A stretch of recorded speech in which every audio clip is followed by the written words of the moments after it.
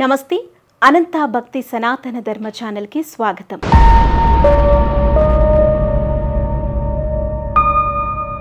ఓం గణేశాయ నమః, ఓం సరస్వతీ దేవ్యే నమః, ఓం గురుభ్యో నమః। ప్రపంచంలోకెల్లా అతి సంపన్నమైన దేవాలయం ఏదైనా ఉందా అని అడిగితే ఎవ్వరైనా టక్కన చెప్పే పేరు అనంత పద్మనాభ స్వామి దేవాలయం। మహాశివుడికి 12 జ్యోతిర్లింగాలు ఉన్నట్టే విష్ణుమూర్తికి కూడా 108 ప్రముఖ క్షేత్రాలు ఉన్నాయి। అందులో అతి ప్రాముఖ్యమైన దేవాలయమే కేరళ రాజధాని అయిన తిరువనంతపూర్లో ఉన్న ఈ అనంత పద్మనాభ స్వామి దేవాలయం। ఈ గుడిలో శేషతల్పంపై పవలించి ఉన్న ఆ శ్రీ మహావిష్ణువుని చూడటానికి 2 కళ్ళు చాలవు। భారీ విగ్రహ రూపంలో ఉన్న ఆ స్వామివారిని చూడటం ఒకే ద్వారం నుండి సాధ్యం కాదు। అందుకే శిరస్సు, చేతులు, పాదాలు ఇలా వేరువేరుగా 3 ద్వారాల ద్వారా ఆ పద్మనాభుడిని చూడాల్సి ఉంటుంది। పద్మాన్ని నాభియందు కలిగి ఉన్నాడు కాబట్టి ఆయన్ని పద్మనాభుడిగా పిలుస్తున్నారు। కొన్నేళ్ల క్రితం ఈ మందిరం నేలమాలిగల్లో బయటపడిన బంగారం వల్ల ఈ గుడి సర్వత్రా చర్చనీయాంశమైంది। ఆ నేలమాలిగల్లో కొన్ని లక్షల కోట్లు విలువ చేసే బంగారం ఉంది।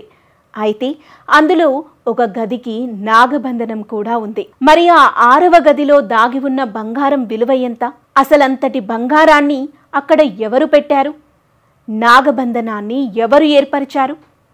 6వ గదిలో ఉన్న భయంకరమైన రహస్యాలు తెలియాలంటే ఈ వీడియోని స్కిప్ చేయకుండా పూర్తిగా చూడండి। ముందుగా ఇక్కడి స్థల పురాణం ఏంటో తెలుసుకుందాం। కలియుగం ఆరంభమైన 950వ రోజున తులు వంశానికి చెందిన బ్రాహ్మణ ఋషి దివాకరముని సారథ్యంలో విగ్రహ ప్రతిష్ఠ, ఆలయ నిర్మాణం జరిగినట్లు ఇక్కడి స్థల పురాణం చెబుతోంది। ఇంతకీ ఈ దివాకరముని ఎవరు అంటే ఈయన విష్ణు భక్తుడు। దివాకరముని విష్ణుమూర్తి కోసం తపస్సు ఆచరించగా శ్రీ మహావిష్ణువు 2 సంవత్సరాల బాలుని రూపంలో ప్రత్యక్షమయ్యాడు। ఆ బాలుని చూసి తన్మయానికి లోనైన ముని ఆ బాలుడిని తన వద్ద ఉండిపోవాలని కోరాడు।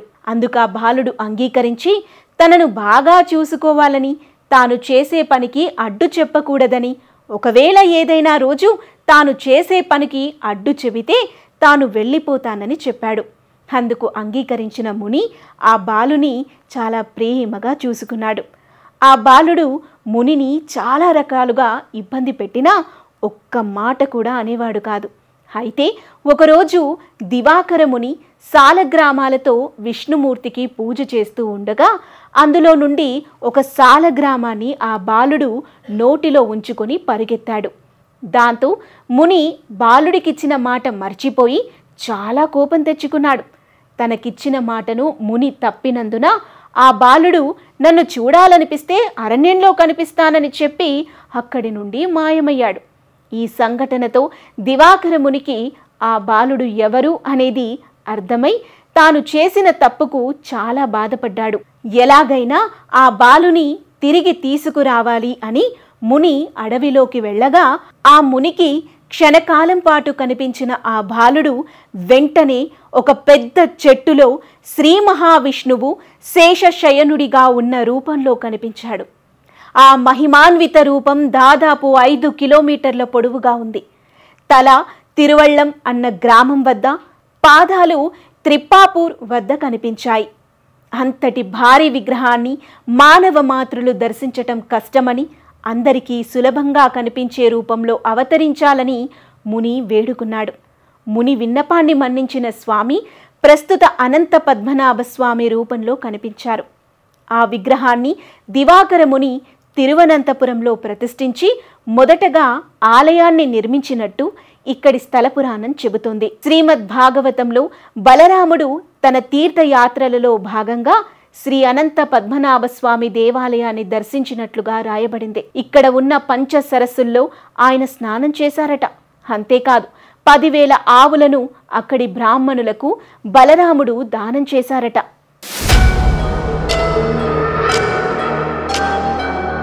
ఇక చారిత్రకంగా చూస్తే ఈ ఆలయాన్ని 5వ శతాబ్దంలో చేరమాన్ పెరుమాల్ అనే రాజు ఈ ఆలయానికి మొదటి పునాది వేసినట్లు తెలుస్తోంది.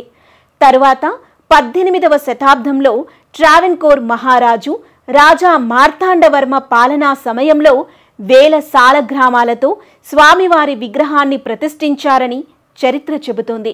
ఆ కాలంలో 4000 మంది శిల్పకారులు, 6000 మంది కార్మికులు, 100 ఏనుగులు 6 నెలల పాటు అహోరాత్రులు శ్రమించి ఆలయంలో ఎన్నో కళాకృతులను పొందుపరిచారు.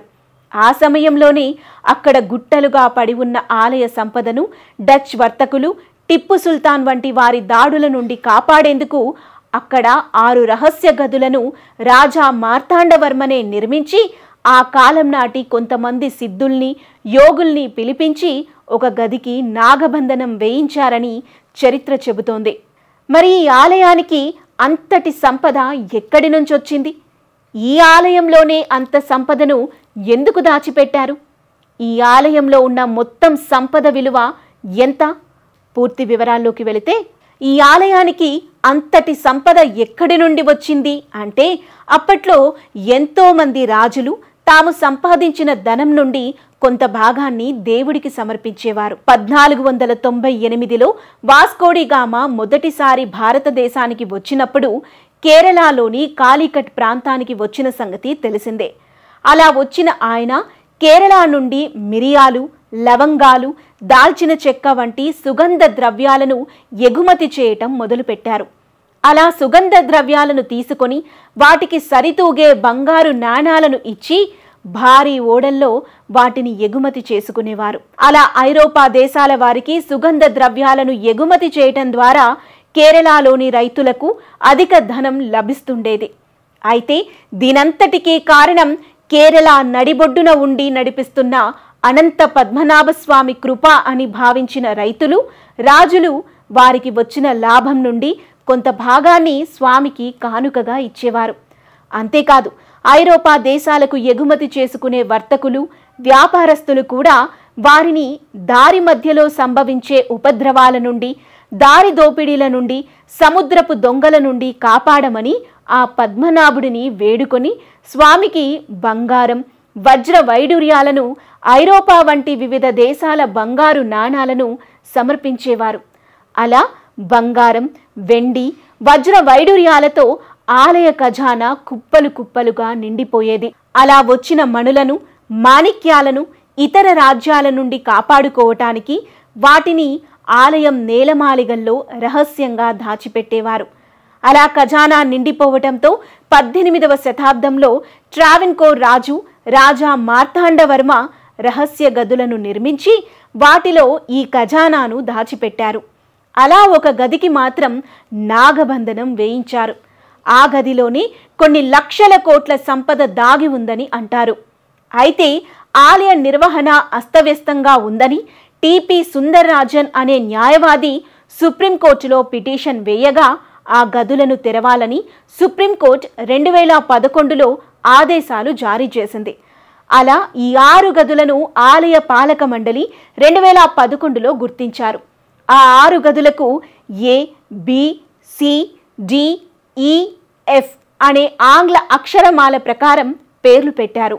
వీరిలో ఈ, ఎఫ్ గదులు తెరిచే ఉన్నాయి. ఆలయంలో నిత్య క్రతువులకు, సేవలకు ఉపయోగించే పాత్రలను అక్కడే ఉంచుతారు. ఇక సి, డి గదుల్లో బంగారం, వెండి ఆభరణాలు ఉన్నాయి. వీటిని ప్రత్యేక రోజులలో పూజా కార్యక్రమాలలో ఉపయోగిస్తారు. ఇక మిగిలిన రెండింట్లో ఒకటైన ఏ గదిలో సుమారు 1,00,000 కోట్ల నిధి ఉన్నట్లు గుర్తించారు.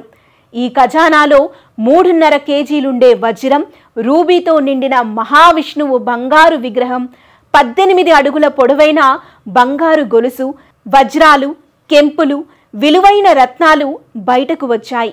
5 గదులు కలిపి 20 పెద్ద జగ్గులు, బంగారు హ్యాండిల్తో కూడిన ఒక జగ్గు, ఒక బంగారు కలం, 340 వరకు బంగారు జగ్గులు, 30 వెండి దీపాలు, శివుడి విగ్రహాలు, ఇతర బంగారు ఆభరణాలు రాసుల కొద్దీ ఉన్నట్లు గుర్తించారు.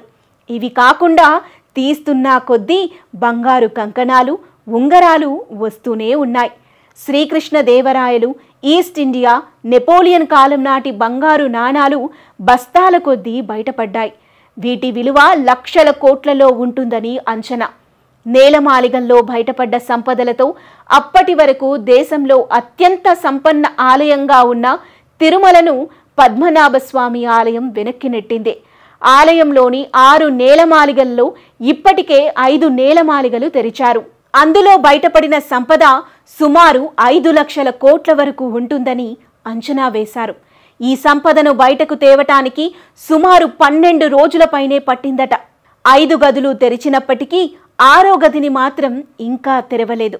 నాగబంధనం వేసి ఉండటంతో తెరవటం సాధ్యం కాదని పండితులు అంటున్నారు.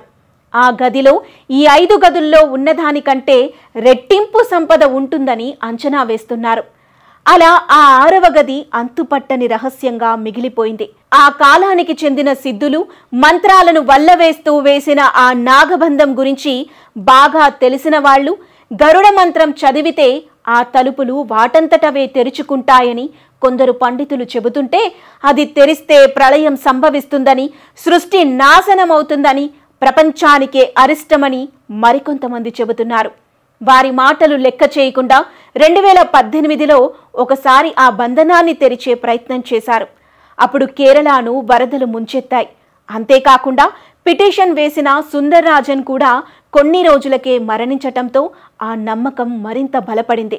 ఆ గదిలో ఎన్నో రహస్యాలు దాగి ఉన్నాయని, వెలకట్టలేని సంపదలతో పాటు మరెన్నో సర్పాలు కాపలాగా ఉన్నాయని చెబుతుంటారు. అయితే నాగబంధనాన్ని తెరిచే గరుడ మంత్రాన్ని చదివే సిద్ధ పురుషులెవరూ ఈ భూప్రపంచంలో లేరట.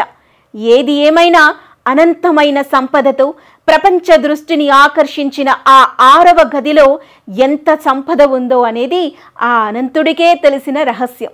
మరి ఆ అనంతుడి 6వ గదిపై మీ అభిప్రాయాన్ని కామెంట్ రూపంలో తెలియజేయండి. సర్వే జన సుఖినో భవంతు, లోకా సమస్త సుఖినో భవంతు.